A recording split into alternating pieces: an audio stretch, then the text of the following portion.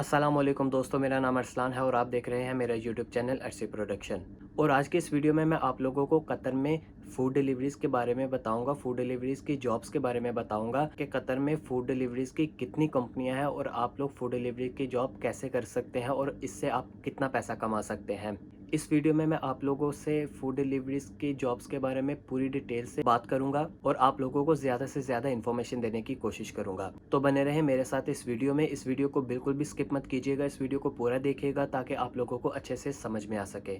और अगर फिर भी आप लोगों के जहन में किसी किस्म का कोई सवाल या किसी किस्म की कोई कन्फ्यूजन होगी तो आप लोग मुझे कमेंट सेक्शन में कमेंट करके भी पूछ सकते हैं या मुझे पर्सनली मुझे फेसबुक, इंस्टाग्राम या मेरे व्हाट्सएप पे मैसेज करके भी मुझसे पूछ सकते हैं। इंशाल्लाह मैं आप लोगों को पूरा अच्छे से गाइड करूँगा और ज़्यादा से ज़्यादा इन्फॉर्मेशन देने की कोशिश करूँगा। तो चलिए सबसे पहले बात करते हैं कि कतर में फ़ूड डिलीवरीज़ की कितनी कंपनियाँ हैं और इनके क्या-क्या फ़ायदे हैं और क्या-क्या नुकसानात हैं और आप इनमें किस तरह से फ़ूड डिलीवरी की जॉब हासिल कर सकते हैं और आप इसमें से कितना पैसा कमा सकते हैं। बेसिकली कतर में बहुत ज़्यादा प्राइवेट कंपनी है फ़ूड डिलीवरीज़ की, जिसमें आप लोग अपनी मर्ज़ी से काम कर सकते हैं। लेकिन इस वीडियो में मैं आप लोगों से सिर्फ 4 कंपनियों के बारे में बात करूँगा जो कि इस वक्त कतर में टॉप पर जा रही हैं। जो कि पहले नंबर पे है रफ़ीक, दूसरे नंबर पे है तलाबात, तीसरे नंबर पे है सुनोनो और चौथे नंबर पे है कैरिज।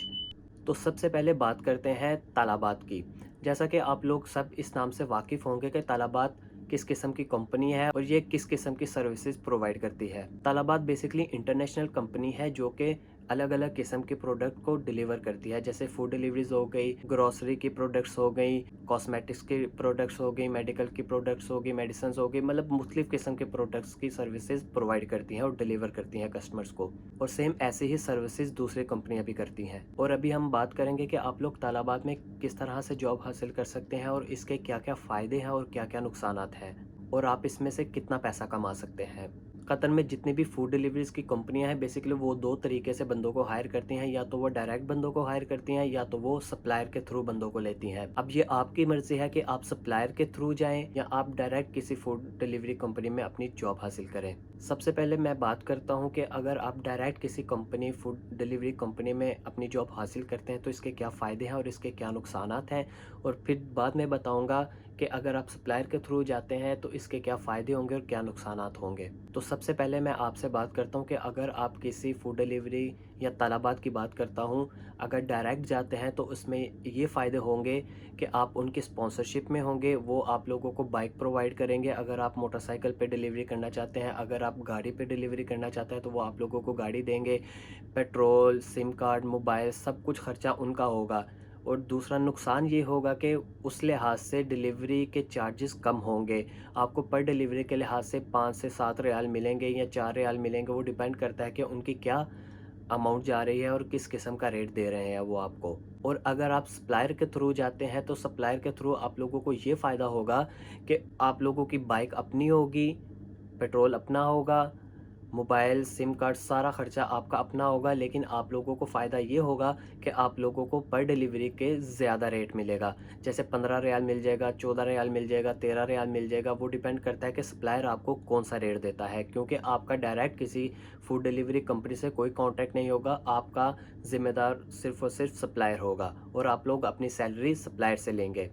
और अगर आप किसी डिलीवरी कंपनी में डायरेक्ट हायर होते हैं तो आप लोगों को सैलरी बेस पे भी रखा जाता है और कमीशन बेस पे भी रखा जाता है। लेकिन अगर आप सप्लायर के थ्रू हायर होते हैं तो आप लोगों को सिर्फ एक मुनासिब रेट दिया जाता है, उस लिहाज से ही आप लोगों को पे किया जाता है। और अगर आप डायरेक्ट हायर होते हैं तो उसमें आप लोगों को सैलरी टाइम से मिल जाती है महीने के एंड पे। अगर आप सप्लायर के थ्रू जाते हैं तो वो एक महीने की सैलरी अगले महीने की 15 से 20 दिन बाद मिलती है या 10 दिन बाद मैक्सिमम मिलती है। तालाबात में आप लोग नौकरी हासिल कर सकते हैं, सप्लायर के थ्रू भी हासिल कर सकते हैं, आप डायरेक्ट भी हासिल कर सकते हैं। तालाबात में जॉब करने का सबसे ज़्यादा फ़ायदा ये है कि आप लोगों को बहुत ज़्यादा ऑर्डर्स मिलते हैं, दिन में बहुत ज़्यादा ऑर्डर्स मिल जाते हैं और ये आपके ऊपर है कि आप लोग कितनी मेहनत करते हैं और कितना काम करते हैं, उस लिहाज से आप जितना मर्ज़ी पैसा बनाएं। फूड डिलीवरीज़ के काम में ये है कि आप लोग जितना काम करेंगे आप उतना पैसा कमाएंगे, जितना कम काम करेंगे उतना कम पैसा कमाएंगे, जितना ज़्यादा काम करेंगे उतना ज़्यादा पैसा कमाएंगे। बहुत से लड़के ऐसे हैं जो 18-18 घंटे 20-20 घंटे भी काम करते हैं। कुछ लोग हैं जो पार्ट टाइम काम करते हैं, 8 घंटे 10 घंटे ऐसे काम करते हैं और एक फ़िक्स अमाउंट कमाते हैं अपनी। और कुछ लोग बहुत ज़्यादा काम करके 5 से 7 हज़ार रियाल तक भी कमाते हैं। अभी मैं सारी कंपनियों को इकट्ठा करके आप लोगों को एक बात बताता हूँ कि ये लोग आप लोगों को एक फ़िक्स अमाउंट देते हैं, एक फ़िक्स रेट देते हैं डिलीवरी का और कमीशन भी देते हैं। अगर आप लोग उनके स्पॉन्सरशिप में हो, अगर आप सप्लायर के थ्रू आए हो तो आप लोगों को एक फ़िक्स जैसे 14 रियाल या 15 रियाल या 13 रियाल आप लोगों को पर डिलीवरी का दिया जाता है। उसमें पेट्रोल, गाड़ी या बाइक सारा कुछ आपका खर्चा है, उसमें उसका कोई ज़िम्मेदारी नहीं है, सप्लायर की और कंपनी की कोई ज़िम्मेदारी नहीं है। और सब कंपनियों की एक लिमिट है कि मैक्सिमम 20 किलोमीटर तक डिलीवरी दी जाती है, लेकिन कभी-कभी ऐसा होता है कि आप लोगों को 40 किलोमीटर तक की भी डिलीवरी आ जाती है, तो आप लोग देने जाते हो, लेकिन वो आप लोगों को 20 किलोमीटर के ऊपर का एक्स्ट्रा पे बिल्कुल भी नहीं करते। आप लोगों को सिर्फ उतना ही रेट दिया जाएगा जो कि आप लोगों का कॉन्ट्रैक्ट पे है, चाहे वो 20 किलोमीटर है या चाहे 40 किलोमीटर है, लेकिन इनकी लिमिटेशन होती है 20 किलोमीटर। अभी जैसा कि मैं आप लोगों को तालाबात, रफ़ीक, कैरिज और सोनू के बारे में ये नहीं बता सकता कि वो आप लोगों को क्या रेट देते हैं, क्योंकि हर सप्लायर का अपना-अपना रेट है। कोई आपको 13 रियाल भी देता है, कोई आपको 14 रियाल भी देता है, और अगर आप डायरेक्ट हायर होते हैं तो कोई आपको 7 रियाल भी देता है, कोई आपको 5 रियाल भी देता है। उस लिहाज से आप मल्टीप्लाई कर सकते हैं कि आप जितनी मेहनत करें और जितनी डिलीवरीज़ करें उस लिहाज से आप कितना पैसा कमा सकते हैं। लेकिन बहुत से लड़के ऐसे हैं जो कि बहुत ज़्यादा मेहनत और बहुत ज़्यादा काम करते हैं और 5-5 हज़ार रियाल तक भी कमाते हैं और इससे ज़्यादा भी कमाते हैं। मैंने बेसिकली 5 से 7 महीने रफ़ीक में काम किया था और मैं सप्लायर के थ्रू था, मैं डायरेक्ट हायर नहीं होता। उसमें सारा कुछ मेरा अपना था, गाड़ी मेरी अपनी थी, पेट्रोल मेरा अपना था, मोबाइल मेरा अपना था, सिम कार्ड मेरा अपना था, बैलेंस मेरा अपना था, अकोमोडेशन मेरी अपनी थी, टोटली एवरी एक्सपेंसेस मेरे अपने थे। और मुझे डिलीवरी का रेट दिया जाता था 14 रियाल। 14 रियाल मुझे डिलीवरी का रेट दिया जाता था, लेकिन कुछ सप्लायर ऐसे होते हैं कि वो आपको 15 रियाल या 14 रियाल आपको डिलीवरी का पे करेंगे, लेकिन उसमें ये होता है कि आप लोग जितना मर्ज़ी कमाओ, उनकी एक कमीशन फ़िक्स होती है। महीने के एंड पे उनको 300 रियाल, कोई 500 रियाल लेता है, लेकिन मिनिमम 300 रियाल सभी लेते हैं। वो सप्लायर को देना होता है, चाहे आप लोगों की डिलीवरी है या नहीं है, उनका उनसे कोई लेना-देना नहीं, उन लोगों ने अपनी कमीशन लेनी ही होती है। और आप लोगों को सैलरी भी 1 महीने की अगले महीने के 10 से 15 तारीख के दरमियान मिलती है। और मैंने बेसिकली 5 से 6 महीने काम किया तो मैंने 5-5 हज़ार रियाल तक भी कमाया है। हालाँकि मैं पार्ट टाइम जॉब करता था, सिर्फ़ 8 घंटे जॉब करता था, और मैंने 5 से 6 हज़ार रियाल तक भी कमाया है। वो मैंने कमाया था सिर्फ़ और सिर्फ़ कोविड की सिचुएशन में, जब टोटली लॉकडाउन था। अभी जैसे कि हालात बिल्कुल ठीक हो चुके हैं तो डिलीवरी का काम थोड़ा कम हो चुका है। और दूसरी बात ये कि इस वजह से कम हो चुका है कि बहुत ज़्यादा प्राइवेट कंपनियां हैं जिन्होंने अपनी डिलीवरी शुरू कर दी हैं। इस वजह से डिलीवरीज़ के ऑर्डर कम हो गए हैं और कंपटीशन बहुत ज़्यादा हो गया हुआ है। लेकिन तालाबात और रफ़ीक और कैरिज और सोनो, ये 4 ऐसी कंपनियां हैं जिनमें आप लोगों को अच्छे ऑर्डर्स भी मिल जाते हैं और अच्छा पे रेट भी मिल जाता है। अगर आप ये फूड डिलीवरीज़ की कोई जॉब हासिल करना चाहते हैं तो आप सबसे पहले कतर में कोई सप्लायर ढूंढें।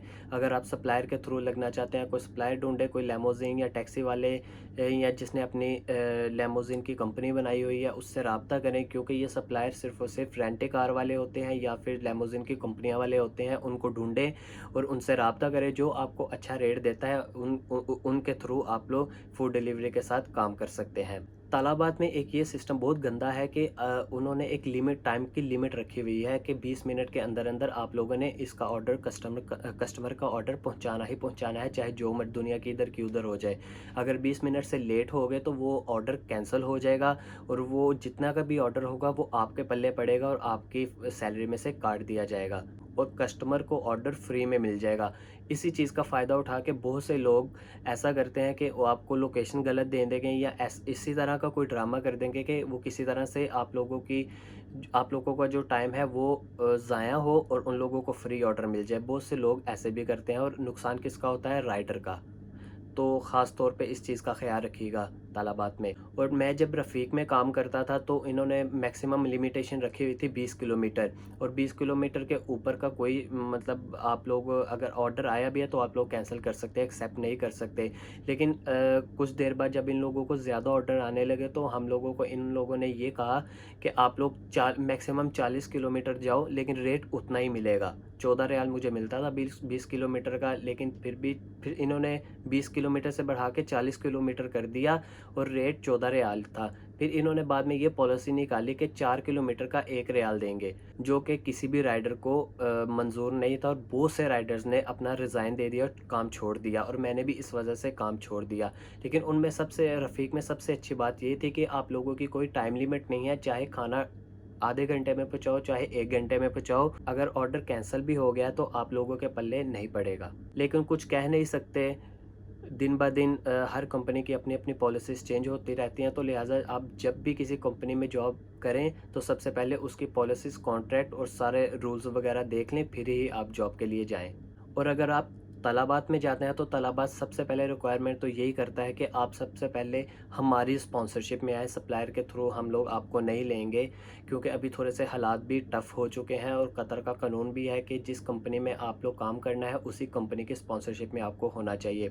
और लेकिन रफ़ीक आपको ये चांस देता है कि अगर आप उनकी कंपनी में काम करना चाहते हो, तो ये आपकी मर्ज़ी है, अगर उनकी कंपनी में काम नहीं करना चाहते, तो आप लोगों को किसी डॉक्यूमेंटेशन की ज़रूरत नहीं, आप लोग बस अपना पासपोर्ट उनके पास जमा करवाएँ और आप उन लोगों के साथ काम करें। और अब बात करते हैं कैरिज और सुनोनो।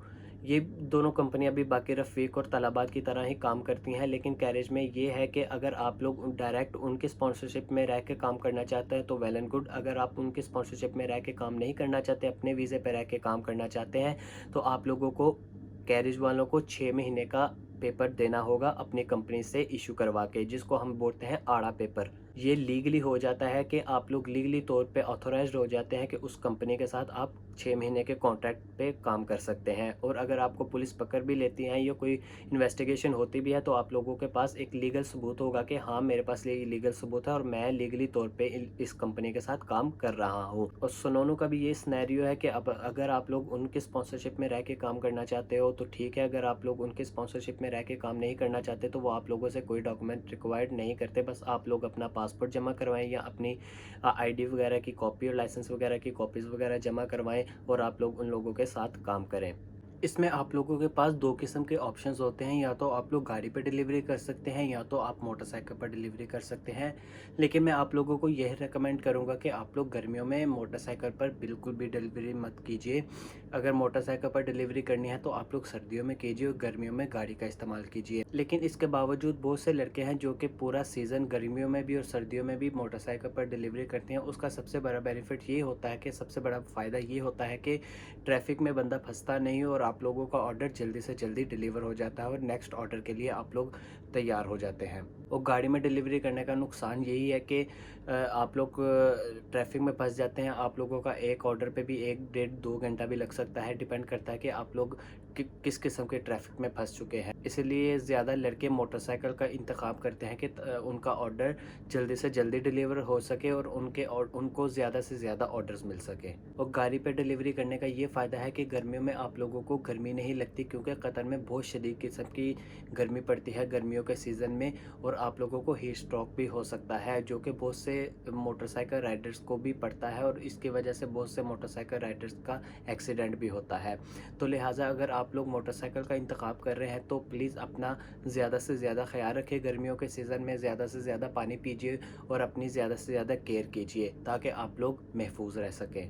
ये थी छोटी सी वीडियो जिसमें मैंने आप लोगों को फूड डिलीवरीज़ के बारे में बताया था। अगर फिर भी आप लोगों के ज़हन में किसी किस्म का कोई सवाल या कन्फ्यूजन हो तो आप लोग मुझे कमेंट सेक्शन में पूछ सकते हैं। ये मुझे पर्सनली मेरे व्हाट्सएप, इंस्टाग्राम या फिर मेरे फेसबुक पे कमेंट या मैसेज करके मुझसे पूछ सकते हैं। मैं इंशाल्लाह आप लोगों को मज़ीद इन्फॉर्मेशन दे सकूँगा जो कि मैं अपनी वीडियो में नहीं दे पाया। अगर आप लोगों को लगता है कि मैं आप लोगों को प्रॉपर इन्फॉर्मेशन नहीं दे पाया तो आप लोग मुझे पर्सनली भी पूछ सकते हैं या आप लोग मुझे सजेस्ट भी कर सकते हैं कि मैं किस तरह की इन्फॉर्मेशन बना के आप लोगों के साथ शेयर कर सकूं ताकि मेरे भाइयों के लिए आसानी पैदा हो सके। तो अभी के लिए मुझे दीजिए इजाज़त, इंशाल्लाह मिलते हैं अगली वीडियो में। और अगर आप लोगों ने मेरा चैनल सब्सक्राइब नहीं किया तो जल्दी से इस चैनल को सब्सक्राइब करें ताकि आप लोगों को कतर की इन्फॉर्मेशन के बारे में और कतर के हालात के बारे में इन्फॉर्मेशन मिल सके। अल्लाह हाफिज़।